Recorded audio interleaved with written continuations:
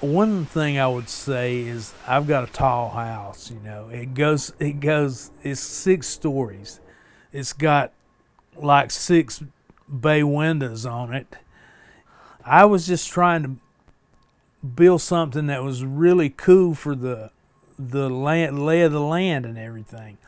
So I kept adding on dormers, porches, balconies, all kind of things onto the house that I had. And then I realized that I could do this really cheap.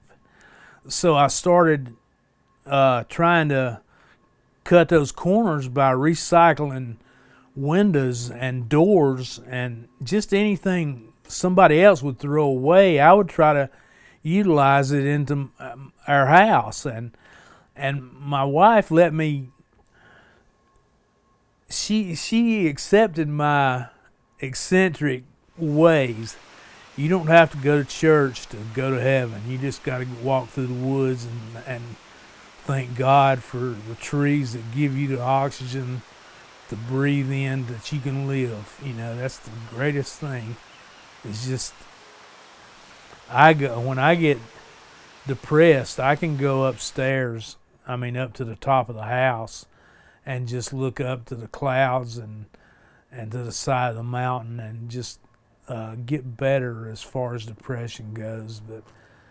But every part of this house that I've tinkered around with, I enjoyed it, and that's the key right there. I enjoyed doing it. I enjoyed working on it. Enjoyed seeing it come together. People who work by themselves, they can appreciate this.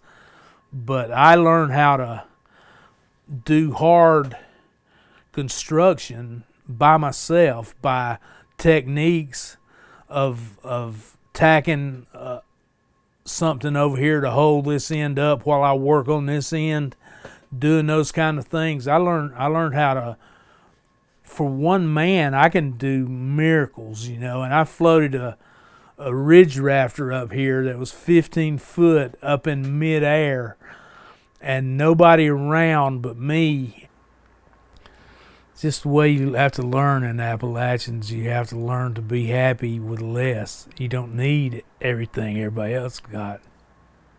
As a kid, I would draw a little shack, and then I would draw a house underground, and I'd always drawing something like that. And then as I got out of school, and I just started getting really interested in creating atmosphere. I just love my house, and it's got such a kind of a weird atmosphere to it, and it's really laid out to where one area don't overwhelm another area. It's like every little area has got its own magic, and sometimes it's really cool and other times it's subtle. But it's good to try to create things that make people, think or be happy about for a minute, or inspire them to do something, mostly. It's something that I think everybody can tap into. It's everybody's an artist, I think.